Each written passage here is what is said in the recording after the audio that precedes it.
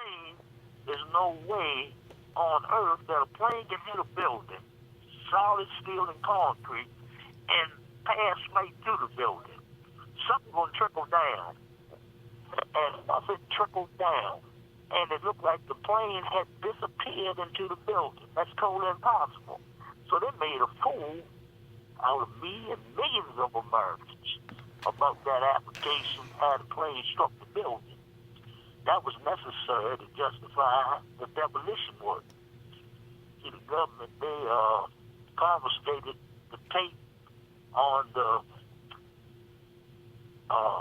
first responder and the janitor, talking about the explosions going off on different floors. Even the people escaped from the building talk about the explosions. But they hurry up and clean that up. They had bits on some of the computers that was found in the pile. You ain't hear no more about that. So basically what you're saying, in order to remove this chip, you got to go to Capitol Hill, Brother Owensville.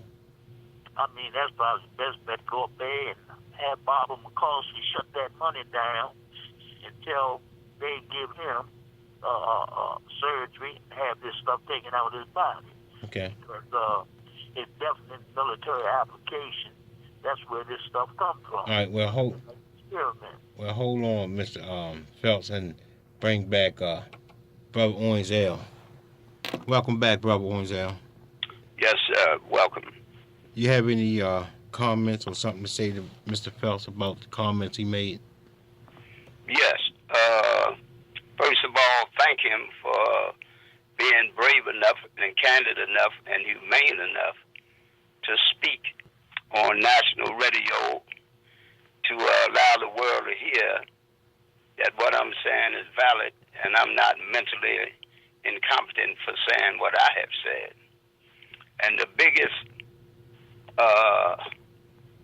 harmony and the greatest source of uniting an idea for the good of humanity is when others share in their knowledge and do not break down and coward from individuals who are bullies. The government is being a bully. So do you think you're going to take your case to Capitol Hill? I don't have the capacity to do that. What you mean by that? I mean that they destroyed my liver. They destroyed my kidney. I'm now on dialysis. And I'm struggling for my life. And I can hardly get around. So is it unconstitutional rights to have that chip in you? No, it's unconstitutional because, as Mr. Phelps was saying, Congress doesn't allow these individuals or these agencies to take the citizens' public taxpayer money to experiment and murder American citizens because that's what these individuals choose to do. Now, I got a question for you. Now, let me finish first. Go ahead. Answering your first question. As Mr. Phelps said, Congress and Ms. Feinstein from California was just on TV 3 weeks ago, every day of the week, representing a similar set of circumstances. She was saying that the torture that the CIA, the Secretary of State, all these other places, national security agencies, they had no right to torture the Arab prisoners at Guantanamo Bay. So, if they didn't have a right to torture men that they at least had said that they had evidence that these men was terrorists, how is it possible? And I'm glad that the men were let go. That's what I was leading to. Do they put chips in terrorists? terrorists? Let me finish. I'm glad that these men were let go because they were tortured. But I'm saying, what about the blacks? They're doing this to black men all over the federal prison system. Hold on, Mr. Owensdale. Let's go right to Ernest. Ernest, can you elaborate on any of this? Hey, how you feeling, Larry? How you doing, partner? I tell you, the gentleman that was just touching on a lot of our issues. I mean, I take my hat off to him. Which one, Phelps or Mr. Owensdale? The gentleman just got finished talking about his, Mr. Owensdale, about right, the chip in. I didn't catch his name. Mm-hmm. But I'm a 47-year-old Baltimorean, and I tell you, Larry, it's our turn to shine. And in spite of our flaws that we have in our community, this country owes us. And some of us, are ready to reap the benefits. Mm-hmm. And I say that to say that when we look at the gentleman was talking about police brutality and how the government treated those old timers that fought for this country, and I tell you, it's really it's real disturbing how they try to with this police situation, how they try to justify all these killings. And the first thing they say, well, blacks killing blacks. Yeah, because a lot of them don't know their history. If a lot of young cats knew their history, they would pull together. That's like being locked down. I've been in prison. I've been through it all. Mm-hmm. And I will say this, that we're gonna rise up, Larry. Yeah. On the real. That's right. We're gonna rise up, man. So you be easy, Larry. Talk to you. Thank you, Ernest. Appreciate you. All right, Mr. Phelps, we go back to you and then Orange L's. Mr. Phelps, comment. Somebody else can call, 410-481-1010. What's going on, Mr. Phelps? I say, hold on for a minute. I'll get back in. You hold on. Live radio, hold on. Okay, let's go to Barry. Barry, what's going on out there? Yes, Mr. Phelps is right. This been going on ever since it's been an NSA, and he's telling you 1,100% truth. This is nothing new. Mm-hmm. So you look at the guy over at the Navy base. Didn't he tell you he felt like it was a chip in it when he killed the 12 people?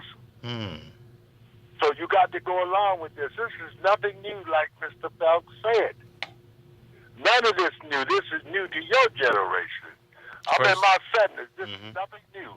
You got NSA out there in Fort Meade. This been going on, gentlemen. This is nothing new in America. You have a nice day. Wow. Thank you. Thanks for calling.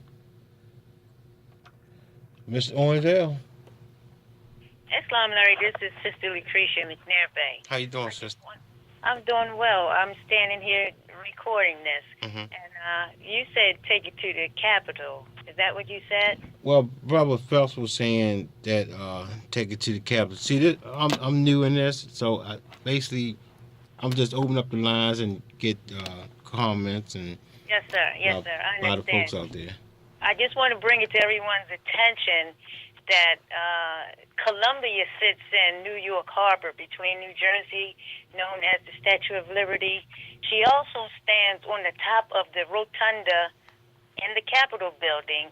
The dome is Persephone. She's better known as Columbia, who is better known as the queen of the underworld. So this is who is on top of our legislature.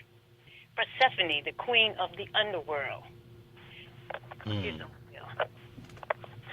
Yes, sir. So, Brother Owens L.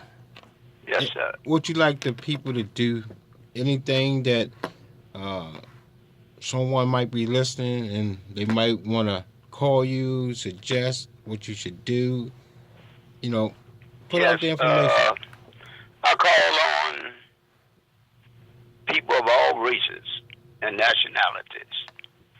I call on my beloved African-American black people first from Baltimore City, because charity begins at home. Mm-hmm. And when I was filing these things for the Mexicans and the whites and the blacks in the federal system, the first thing I did was what my grandmother said.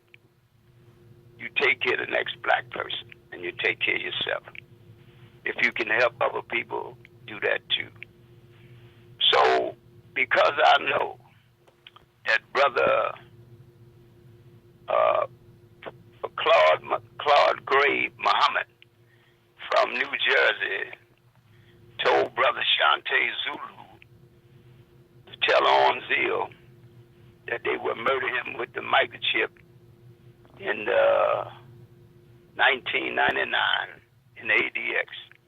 They took him to Springfield. He weighed 380 pounds. They reduced him to less than 80 pounds and just burned all that stuff off him and slammed him around with the gravity of the microchip. I want the world to know that that brother is not forgotten. Mm-hmm. I want the world to know that Brother DeVere Jones, known as DJ, call him a Crip dog from South Central LA, looked like King Shaka Zulu, a basketball player. They killed him in 2002 in ADX. And I got a question. You said they killed him because he had a microchip in him, or put a microchip in him and broke his neck and killed him in ADX. Mm. And the lieutenants had told brother from Texas, from Dallas, Texas, named give me 1 second.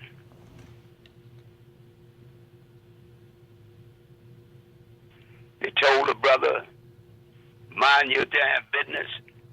Don't talk to DJ. He gonna die tonight. And they went on and slammed him down, broke his neck, and killed him. So now you saying slammed him down? Was it like a computer slammed him down, or somebody physical? Yeah, what they do is this. In my case, I got up about 2:30 in the morning to get my blood pressure medication, and they just slammed me down, the invisible force. My head hit the cement, split my head wide open. My bowels shot all the way across the floor. And Mr. Mike Carr, the physician's assistant, said that, he said, I'm declaring your cell a crime scene, and this got to stop. He said, I want you to write a brief note, give it to me. I'm going to give it to your correctional counselor, Mr. Madison, to have the FBI to come in here and declare your cell a crime scene. But the same FBI was Mr. Danny Schaaf, who was running the program. So Danny Schaaf sent Dr. James Watterson, the psychologist, to the cell, and Watterson sent me to the mental health facility in Springfield, Missouri, and declared me crazy. So they declared you crazy so they won't listen to you? Right. But when I got to Springfield, Missouri, I continued my theory of programming, which Mr. Stanley Roulette, unit manager, told me, I want you to sign up for the GED. He said, if you sign up for the GED, electronic mind control microchips will be taken off of you. Not only did I sign up, I got my GED, and I got 46 college courses, and they still tortured me. So they're aware of they have microchips in you? Oh, yeah, they put them in you. You know, it's called electronic mind control in the federal prison system. But I have something here that the public really need to get acquainted with, that some Mexican ladies sent to me in 1997, and it says,